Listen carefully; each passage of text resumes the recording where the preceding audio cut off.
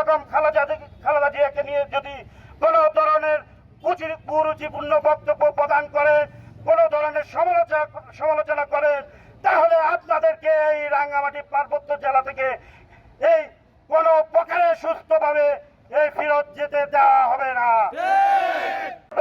এটি আপনাদের অধিকার আছে, আপনারা সভা সমাবেশ করুন, আমাদের কোনো আপত্তি নাই।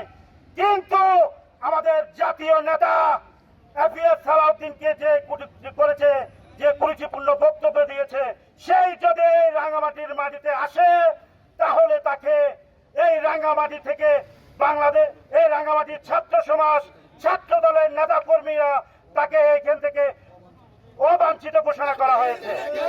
তাই হুঁশিয়ারি করে বলতে চাই, এনসিপির নেতৃবৃন্দদের, আপনারা সভা সমাবেশ করেন রাঙ্গামাটিতে, বিএনপির কোনো সমস্যা নাই, ছাত্র দলের কোনো সমস্যা নাই। কিন্তু আমার প্রান্তীয় নেতা এপিএস সালাউদ্দিনকে নিয়ে যে কুরুচিপূর্ণ বক্তব্য দিয়েছে, সে যেন এই রাঙ্গামাটিতে এনসিপির নেতৃবৃন্দদের সাথে না আসে।